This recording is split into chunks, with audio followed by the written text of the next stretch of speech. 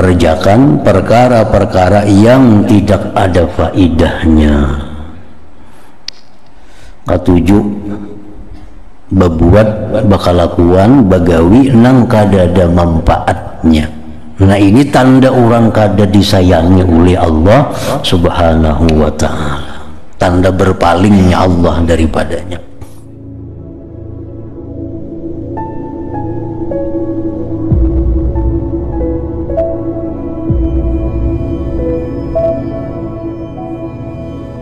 Bismillahirrahmanirrahim.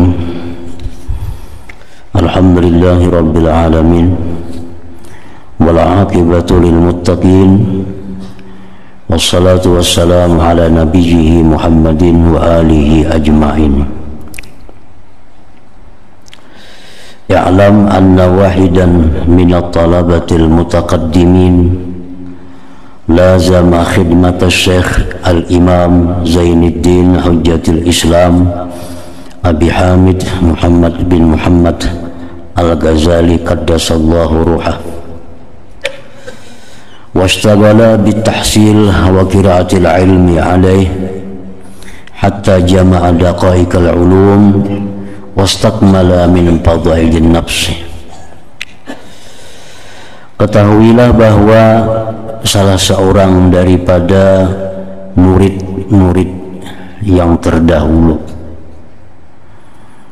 si murid ini melazimi berkhidmat mengabdi kepada Syekh Al-Imam Al-Ghazali. Nah, si murid itu bekerja dengan menghasilkan dan membaca ilmu atas Imam Ghazali, sehingga si murid tadi telah mengumpulkan ilmu-ilmu yang halus-halus dan menyempurnakan daripada keutamaan-keutamaan diri.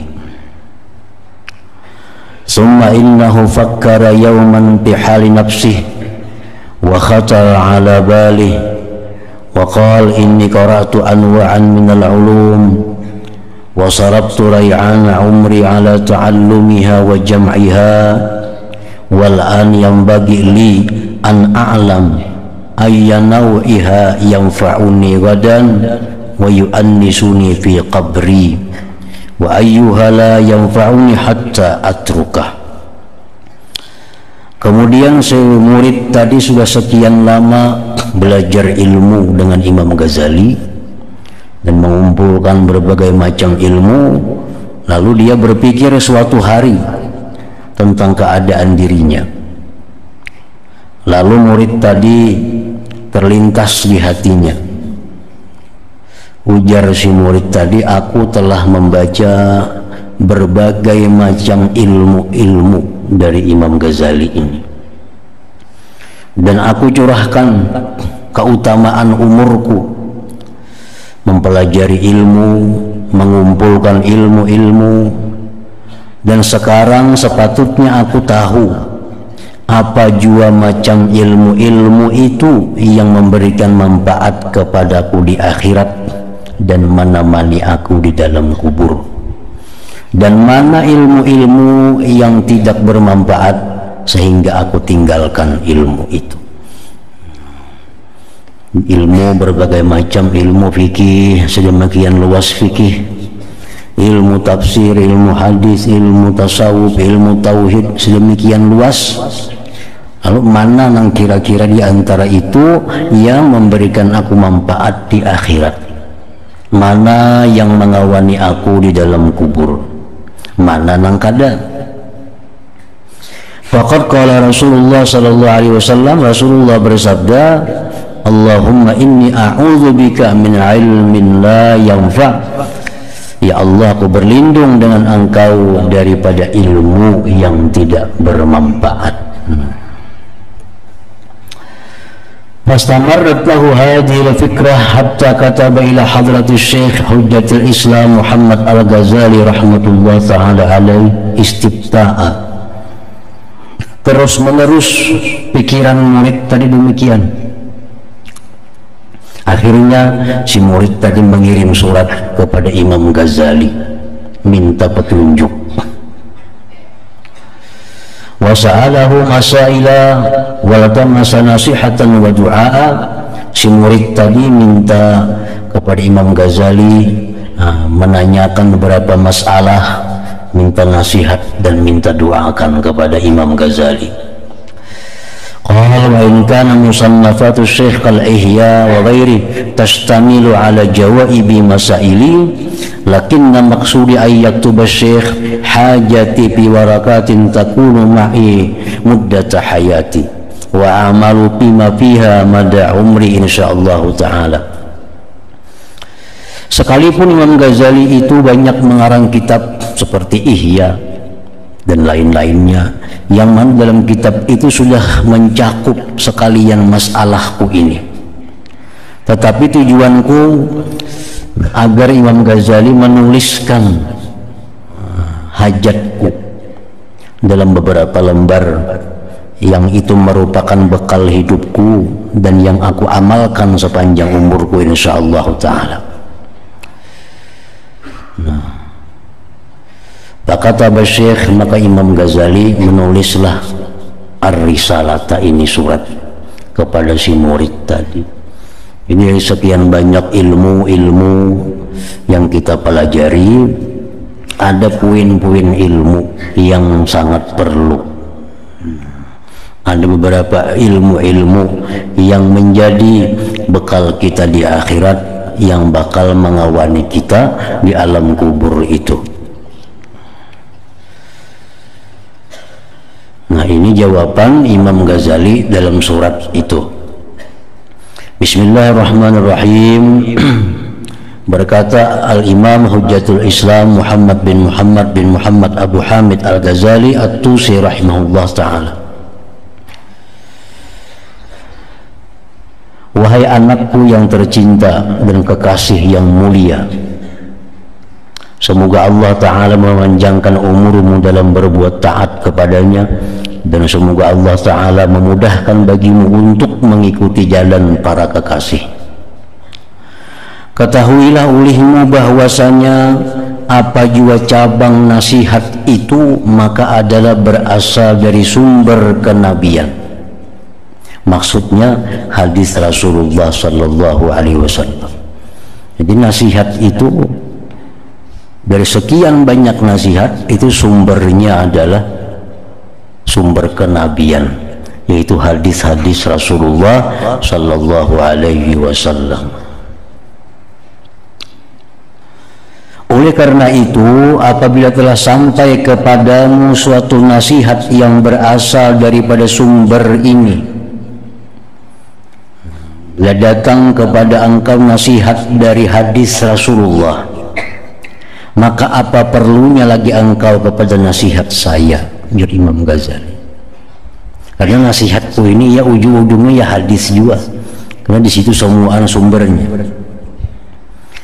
Dan apabila masih belum sampai kepadamu suatu nasihat daripada sumber ini, maka sebenarnya ilmu apa yang telah engkau pelajari selama ini? Nasihat pertama, waktu itu ialah kehidupan. Nah, jadi Imam Ghazali menulis surat untuk muridnya supaya dapat menyimpulkan apa-apa inti daripada ilmu yang banyak itu. Sebahagian dari nasihat yang telah diberikan oleh Rasulullah Sallallahu Alaihi Wasallam kepada umatnya ialah sabdanya baginda yang berbunyi, alamatu i'radillah anil abdi istighaluhu bima la ya'ni, wa inna mar'an zahabat sa'atun min umrih bi ghairi ma khuliqalah la jadirun an tatula alaihi hasratuh, wa man jawazal arba'in wa lam yaglib khairuhu syarrah falitajahaz ilan nar. Artinya adalah dikira sebagai tanda, dianggap artinya sebagai tanda berpalingnya Allah Ta'ala daripada seseorang.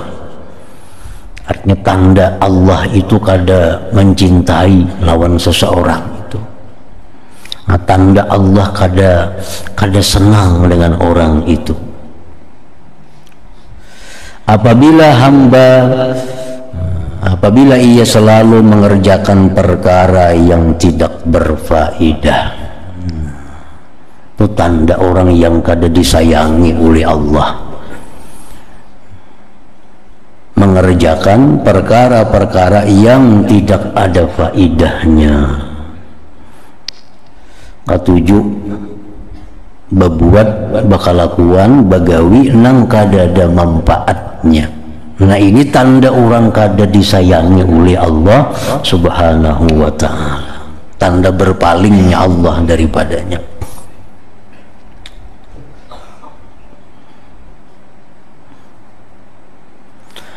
Dan seandainya ada satu saat saja daripada umurnya yang telah digunakannya pada barang yang bukan merupakan tujuan hidupnya, yaitu untuk beribadah kepada Allah, maka layaklah bahwa akan panjang penyesalannya pada hari kiamat nanti. Satu saat di dalam hidup kita ini kita gunakan kepada yang bukan ibadah, maka itu akan menjadi penyesalan pada hari kiamat. Kalau kada ibadah ini artinya bisa nang mubah, nang boleh, perkara nang boleh, nang kada diniatkan dengan niat yang baik, boleh. Nah, itu akan menjadi penyesalan di hari kiamat. Akan menyesal di hari kiamat bahwa kita membuang umur kita pada perkara yang bukan ibadah. Apalagi maksiat, itu sudah nyata menyesal di akhirat. Nah, maksiat ini nyata menyesal karena kita akan disiksa oleh Allah. Kalau kita diampuninya, kita akan disiksa oleh Allah, pasti menyesal.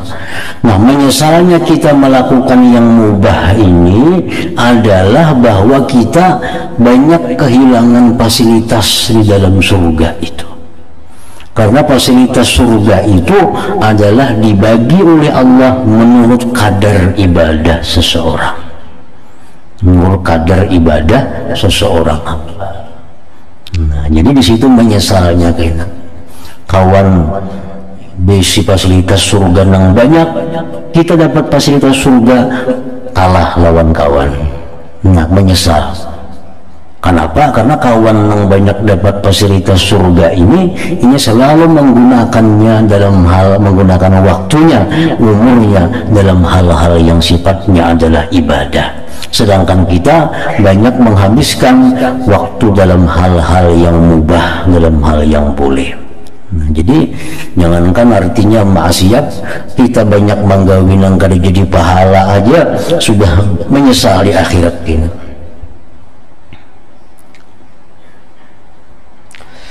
Dan siapa yang umurnya lebih daripada 40 tahun sedangkan kebaikannya masih belum dapat melebihi kejahatannya, maka layaklah ia mempersiapkan dirinya untuk memasuki api neraka.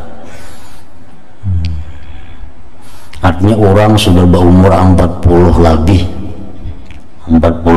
sudah berumur, masih banyak kada baiknya gawian daripada yang baik. Nah, berarti ini orang sudah bersiap-siap untuk dimasukkan ke dalam api neraka.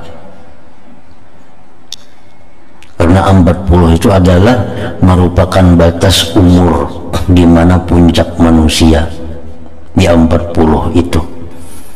Jadi biasa mulai kekanakan sampai naik aja, naik kecerdasannya, naik ingatannya, naik tenaganya, semua naik. Sudah sampai umur 40 itu berada di puncaknya. Nah, bila sudah 40 ke atas itu sudah mulai menurun semuaan. menurun tenaganya, menurun hafalannya, menurun pikirannya, semua. Jadi 40 itu kalau sudah 40 ini belum bisa memperbaiki diri, umur 40 masih suka melakukan hal-hal yang kada kakaruan, ini alamat sudah. Alamat orang ini alamat kada bagus. Wa man jawazal arba'in wa lam yaglib khairuhu syarrah falitajahhaz ilan nar. Siapa melewati 40 tahun dan kada menang kebaikan atas kejahatan, maka siap-siaplah masuk ke dalam api neraka.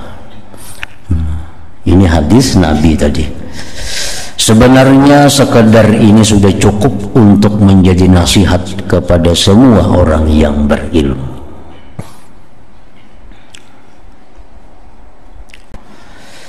Jadi nasihat yang pertama adalah mengenai waktu tadi.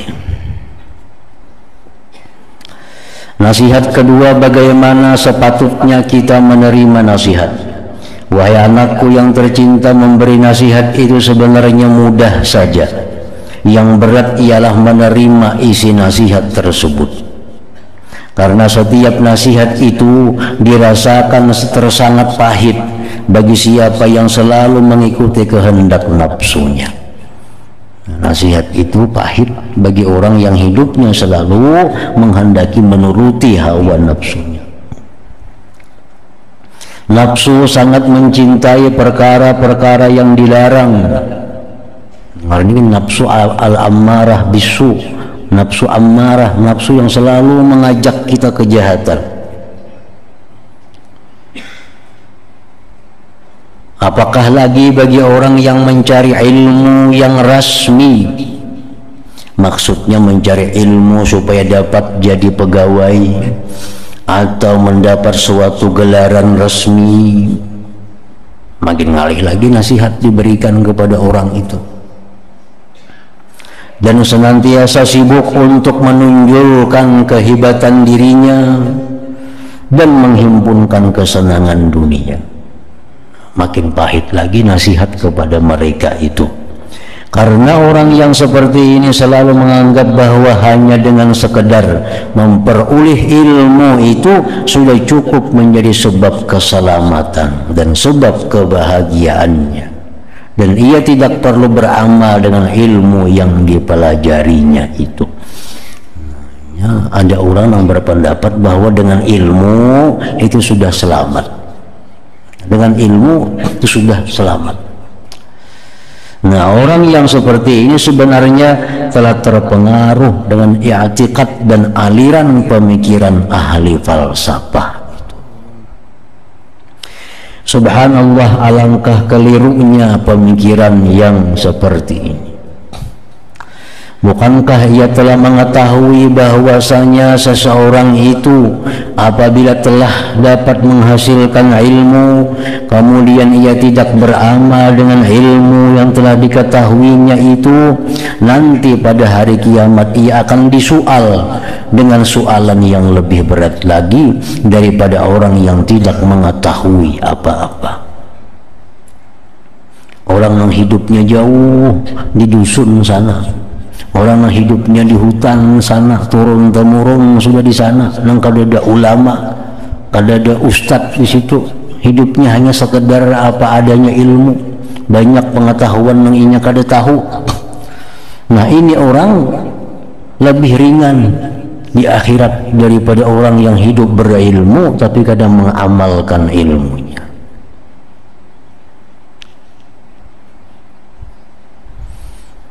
Jadi dalam beberapa kali penjelasan dijelaskan bahwa orang yang jahil itu kadang-kadang lebih untung daripada orang berilmu. Nah, jadi maksudnya orang jahil yang lebih untung ini adalah orang yang jahil, satu, dia jahil karena memang hidupnya sudah turun-temurun di dusun, di hutan belantara sana, jauh daripada kota, jauh dari ulama, jauh daripada orang berilmu. Lalunya banyak kada mengetahui tentang hukum-hukum agama. Nah, ini kejahilan yang diuzurkan dalam agama. Yang Yang kedua, orang jahil yang diuzurkan itu orang jahil yang hanyar masuk Islam. Nah, ini hanyar masuk Islam, hanya sehari tadi masuk Islam, banyak kada tahu laginya hukum-hukum Islam. Nah, banyak kada tahu lagi hukum Islam. Nah, hanya seminggu masuk Islam, hanya sebulan masuk Islam, hukum Islam belum banyak tahu hanya sembahyang paling. Nah, mati orang ini, mati ditanya oleh Tuhan, apa ikam ini? Orang kada tahu. Nah, itu dimaafkan oleh Allah karena ini hanyar masuk Islam, hanyar berislam. Ngapa ikam nangka ini? Orang kada tahu, wahai Rasulullah, wahai Tuhan, orang kada tahu pada itu kada boleh. Kenapa ikam kada tahu? Orang jauh hidup daripada orang banyak.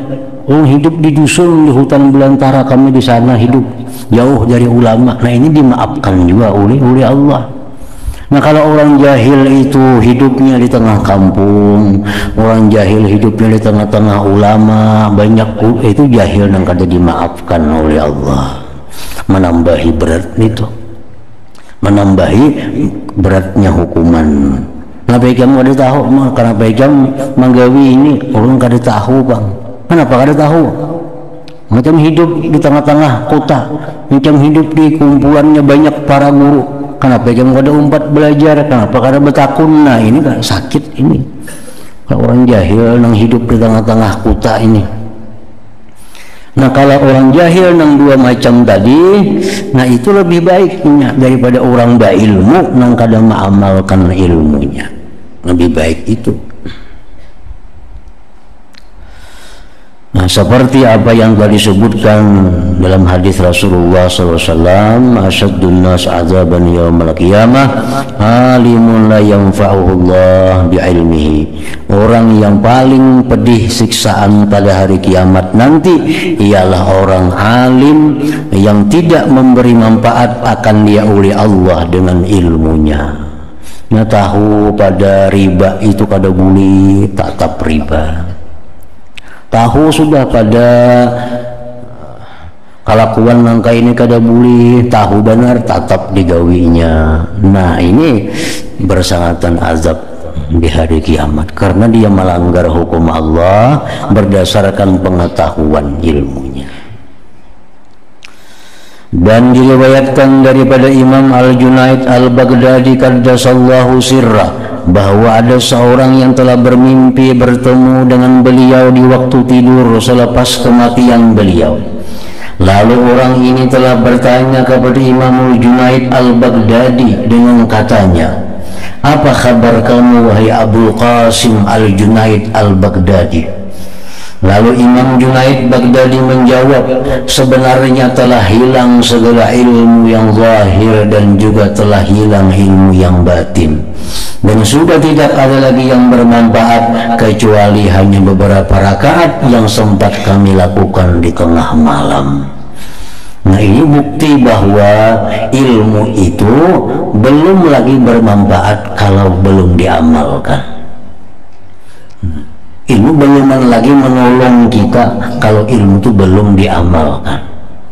Nah, ilmu belum lagi menolong kita kalau belum kita amalkan. Masa apapun kita luasnya ilmu pengetahuan, seapapun pintarnya, namun belum diamalkan, itu di akhirat kada akan menolong kita. Nah, kada akan menolong kita. Jadi ilmu-ilmu apa yang kita amalkan itulah yang menolong di akhirat itu. Imam Junaid tadi apa? Hanya beberapa rakaat yang sempat kami lakukan di tengah malam. Nah, itu artinya amaliyah. Hanya amaliyah itu yang bermanfaat. Nah, nasihat ketiga, ilmu itu tidak bermanfaat kecuali bila sudah diamalkan. Wahai anakku yang tercinta, janganlah engkau jadi orang yang muflis, bangkrut pada amalnya. Dan janganlah engkau jadikan dirimu itu kosong daripada perkara yang berfaedah. Dan yakinlah bahwa semata-mata ilmu itu belum dapat menjamin keselamatanmu di akhirat kelak. Di akhirat itu kada terpakai lagi gelar-gelar ini. Apa enggak Tuhan manggil tuan guru anu kada ada lagi tuan gurunya itu.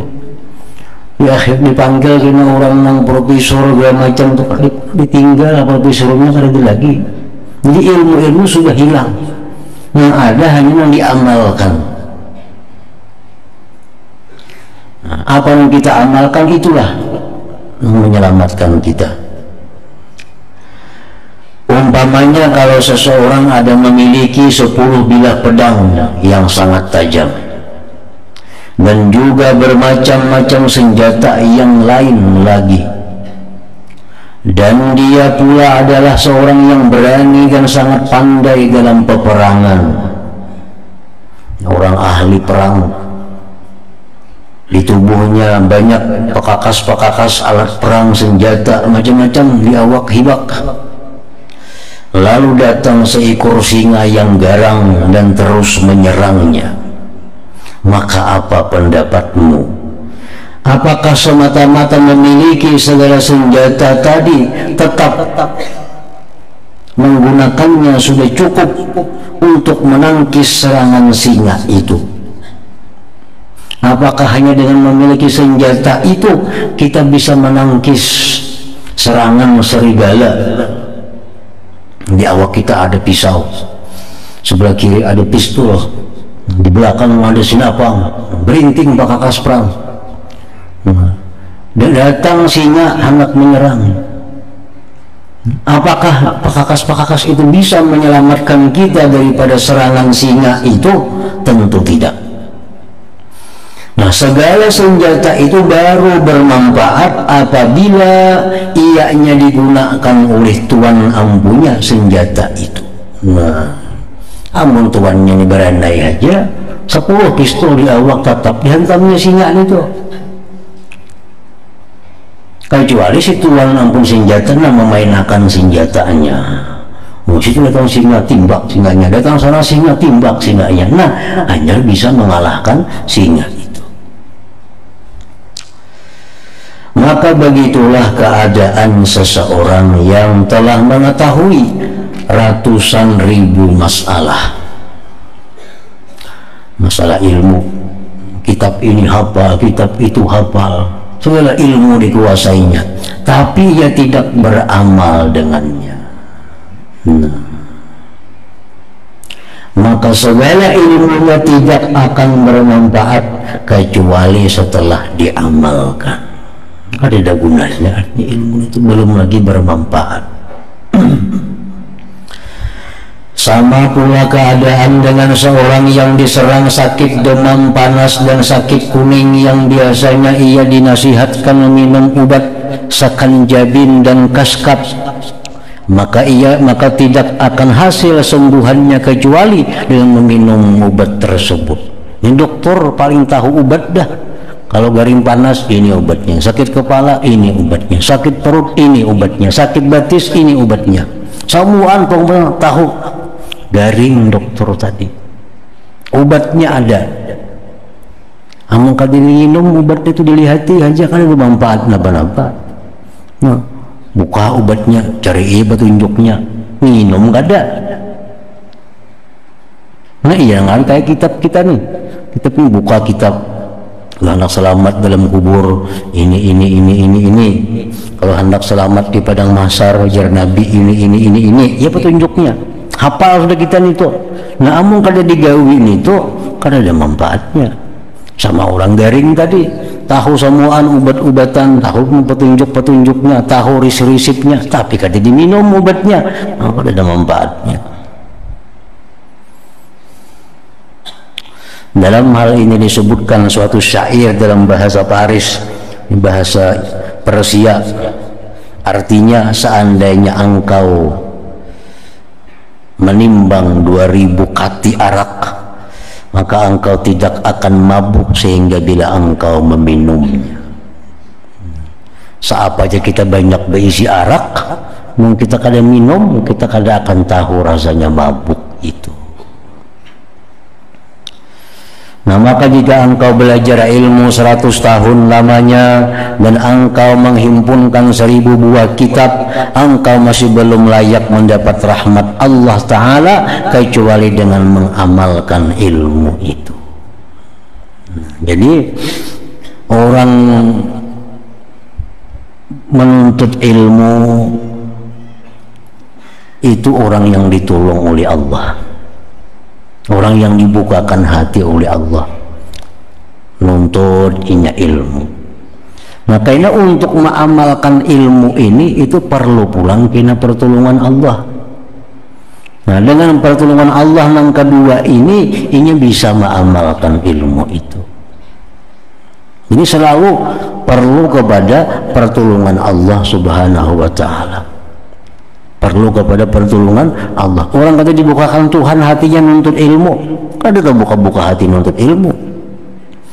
Dibukakan hati nuntut ilmu, satu keuntungan, satu rahmat Allah. Nah, dapat ilmu. Nah, kayaknya pulang dibukakan hati untuk mengamalkan ilmu itu. Nah, dapat rahmat pulang oleh Allah. Nah, jadi para ulama dahulu menjelaskan ada yang 40 kali khatam Ihya, 40 kali khatam saben hari dibaca Ihya Ulumuddin. Di Surabaya ada majelis sudah berapa puluh kali khatam Ihya, mulai zaman dahulu bisukan baca Ihya, tamat kina baca pulang Ihya, tamat baca pulang. Berapa generasi sudah masih ada majelisnya, majelis Ihya. Nah, jadi apa keuntungannya kita mengulang-ulang ilmu itu? Keuntungannya mungkin di kita pertama membaca kitab, belajar kitab, Allah belum berikan kita futuhul qulub, terbuka hati untuk mengamalkan. Karena tamat kitab nih, kita ulang lagi 2 kali tamat dah, mungkin Allah belum lagi membukakan hati untuk bisa mengamalkan ilmu itu. Ulang-pulang 3 kali, mungkin lagi kita belum lagi Allah membuka. Mungkin kita kali yang 10 kali kita mengulang, hanya dibukakan Tuhan untuk mengamalkan ilmu itu. Jadi futuh itu datang kepada seseorang hamba, kada tentu begitu kita sekali tahu langsung kau mengamalkan, belum tentu. Jadi jangan putus asa mengulang-ulang sesuatu yang sudah kita baca. Jangan putus asa mengulang-ulang hadis yang sudah kita tahu. Karena barangkali kita belum bisa mengamalkan. Begitu kita ulang yang kedua, terbuka hati untuk mengamalkan itu. Kan banyak hadis-hadis Nabi yang sudah kita 10 kali, 20 kali kita dengar. Siapa sembahyang ini, ya Nabi, diharamkan Allah masuk neraka. Itu kita dengar berpuluh-puluh kali, tapi sampai sekarang kita kada kau menggawi lagi. Sudah tahu ya pada ini bagus tahu, cuma kada kawa lagi menggawi. Nah, mungkin kita dikali nang keberapa puluh kita mendengar itu hadis, dibukakan Tuhan hati untuk menggawi itu. Nah, jadi kada ada ruginya. Nah, selalu menanti, selalu mengharap, selalu mengundang futuh keterbukaan hati daripada Allah Subhanahu wa Ta'ala kepada kita untuk mengamalkan ilmu itu. Jadi ada orang majlis Ihya, ada majlis kitab Bukhari, baca Bukhari, kena tamat ulangi pulang, tamat ulangi pulang. Nah, jadi akhirnya banyak yang diamalkan. Di kali pertama tamat mungkin ya 10-20 nang kau mengamalkan sebijian kitab itu. Kena kali nang kedua bisa bertambah, bisa sampai salawi sudah bisa diamalkan di situ. Bila tamat ulangi pulang bisa sampai 30 dengan kau mengamalkan hadis-hadis Nabi itu. Nah, jadi artinya keterbukaan hati untuk mengamalkan ilmu itu perlu pertolongan daripada Allah Subhanahu wa Ta'ala. Maka jika engkau belajar ilmu 100 tahun lamanya dan engkau menghimpunkan 1000 buah kitab, engkau masih belum layak mendapat rahmat Allah Ta'ala kecuali dengan mengamalkan ilmu itu. Allah Ta'ala berfirman, wa an laisa lil insani illa ma sa'a. Maksudnya, dan sesungguhnya manusia itu tidak akan mendapat sesuatu kecuali apa yang dia usahakan, yang dia amalkan. Dan firman Allah lagi, faman kana yarju liqa'a rabbi falyamal amalan shalihan. Maksudnya, maka siapa yang mengharap akan bertemu Tuhannya, maka hendaklah ia beramal akan amalan yang saleh. Siapa hendak masuk surga melihat Allah, beramallah amal saleh. Kadada banyak-banyak bisi ilmu, kadakah itu. Lalu misalnya ada siapa hendak masuk surga, hendak bertemu Tuhan, harus hafal ihya, kadadakah itu. Tapi ya Tuhan, beramallah amal yang saleh. Dan firman-Nya lagi, jazaan bima kanu yaksibun. Maksudnya balasan yang diberikan kepada mereka itu adalah sebagai balasan bagi amal yang telah mereka lakukan. Amal. Dan firman-Nya lagi, innal ladzina amanu wa 'amilus shalihat kanat lahum jannatul firdausi nuzula khalidina fiha la yabghuna anha hiwala. Maksudnya, sesungguhnya orang-orang yang beriman dan beramal saleh adalah surga Jannatul Firdaus itu sebagai tempat tinggal mereka. Mereka kekal di dalamnya dan mereka sudah tidak mau lagi mencari tempat yang lain daripadanya sebagai gantinya. Dan firman-Nya lagi, illa man taba wa amana wa amila amalan shalihan. Maksudnya kecuali, artinya tidak masuk neraka orang yang bertobat dan beriman serta beramal dengan amal yang saleh.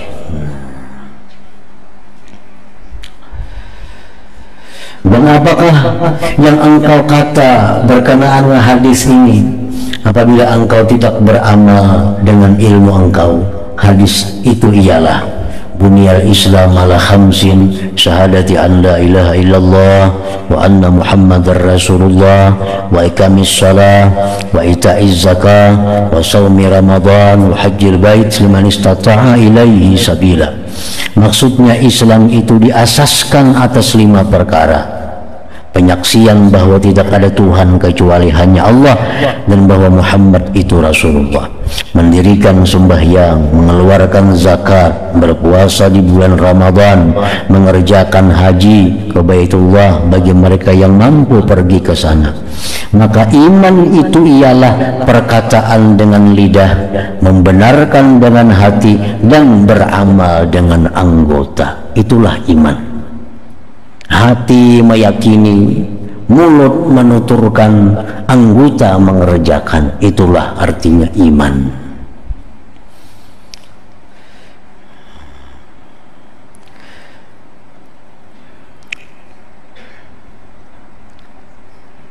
Dan dalil yang menuntut kita supaya beramal itu sangat banyak sekali, sehingga tidak dapat dihitung banyaknya. Dan walaupun seseorang hamba itu masuk surga hanya dengan rahmat dan kemurahan Allah Ta'ala, namun rahmat dan kemurahannya itu didapatkan seseorang hamba itu mempersiapkan diri dengan ketaatan dan ibadah, karena rahmat Allah itu dekat kepada hamba-hambanya yang berbuat baik. Jadi artinya menuntut ilmu, yang menuntut ilmu itu ada faidah pahala, dapat keridaan Tuhan, dapat keridaan Rasulullah, keridaan malaikat. Tuntut ilmu. Nah, ini menuntut ilmu, dapat ilmu, tahu nang halal nang haram, tahu nang wajib nang makruh sunat segalaan tahu. Nah, kemudian minta petunjuk lagi kepada Allah, minta tolong lagi kepada Allah agar bisa mengamalkan ilmu itu. Nah, dengan demikian terhimpunlah dalam diri kita ilmu dan amal. Nah, itu intinya yang diharapkan. Bukan hanya sekedar ilmu, tapi mesti dilengkapi dengan amal. Dan amal kada ilmu jelas sudah kada ada gunanya juga. Beramal tapi kada ilmu, kada ada gunanya, ditolak oleh Allah. Walaupun bujur sembahyang, ada suah belajar, melihat orang aja bayang bujur, kada diterima oleh Allah kalau kada belajar. Kalau kada belajar. Nah, jadi belajar itu hukumnya adalah wajib. Mengamalkan ilmu nang wajib itu hukumnya adalah wajib pula. Ada menuntut ilmu yang sunat, mengamalkan ilmunya pun adalah sunat juga. Nah, enggak situ seandainya ada orang yang berkata,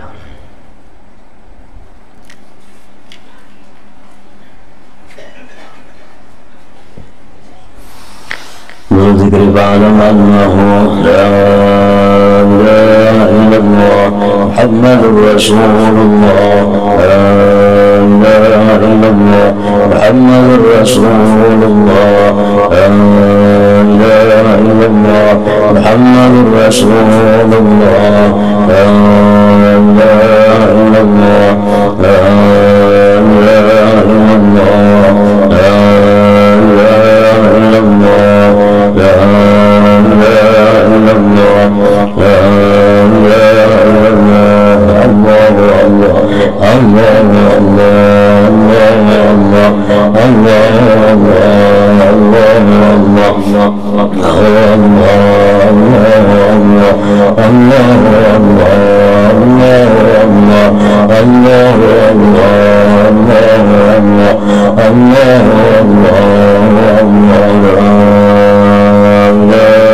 Allah Muhammadur Rasulullah la ilaha illallah Muhammadur Rasulullah la ilaha illallah Muhammadur Rasulullah la ilaha illallah